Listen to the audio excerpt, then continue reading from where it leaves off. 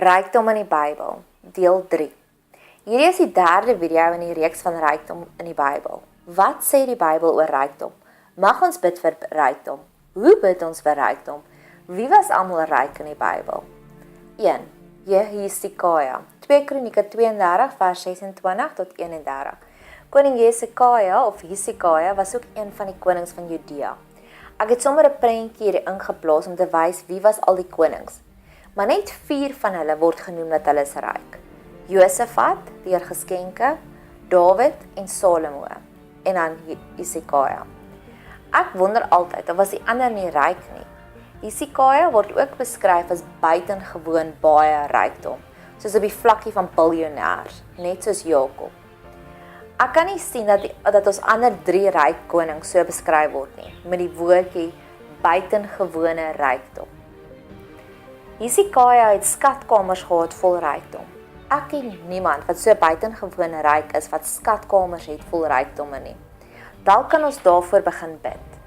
Die skatkamers was gevul met silwer, goud, edelgeseentes, soos byvoorbeeld diamante, tanzanites ensovoorts. Speserye, skilde soos wapens en ook allerhande kosbare voorwerpe. Dink jouself in 'n hele skatkamer vol Carolboys voorwerpe.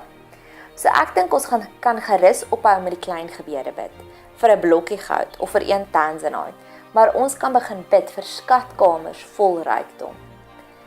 Hy was werklik 'n hoarder. Hy het ook pakhuise gebou van kos en nuwe stalle vir al die diere. So nie net kan ons bid vir die groot rykdom nie, maar ook dat ons die goed sal versorg.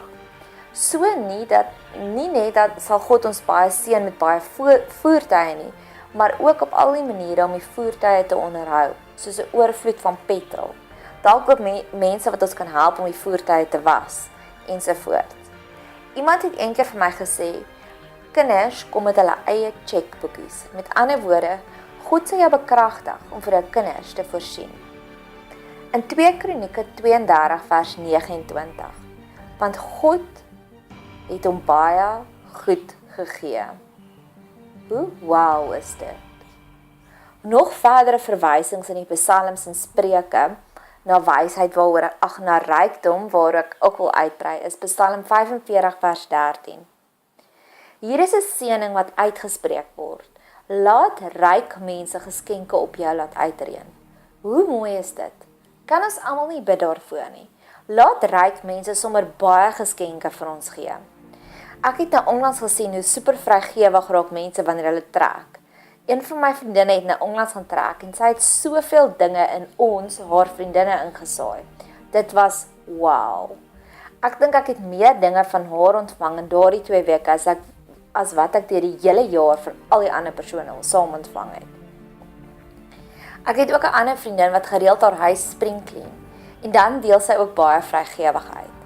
Ek het by die Arise konferensie gehoor wat hulle praat van die oorskot wat ons het in ons huise.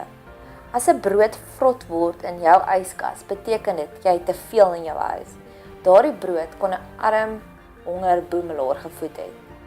En dit het my werklik ook weer eens laat dink dat ons soveel meer vrygewigheid nodig het in hierdie lewe. Psalm 68 vers 11. Hier skryf Dawid dat God het hom gevat van rags to riches. God kan enige situasie verander, selfs ons finansiële situasie. Oprah Winfrey was so arm toe sy groot geword het. Sy het nie eers klere gehad nie.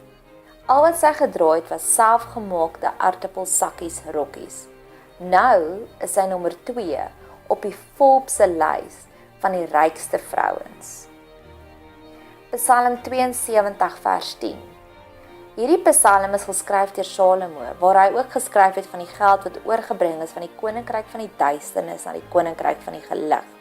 Soos met die geval van Jakob, waar hy geboer het vir Laban, en God het hom so geseën dat hy ryk geword het daardeur. En my gunsteling een, Spreuke 10 vers 22. Die seëning van God maak ryk. Harde werk voeg daarby niks toe nie. Selah, pos en dink 'n bietjie daaroor. Indien jy van hierdie video gehou het, subscribe asseblief om op hoogte gehou te word van toekomstige video's. Like asseblief die video en deel ook asseblief jou getuienis van hoe God jou al geseën het met fisiese rykdom. So vergroot ons sy koninkryk.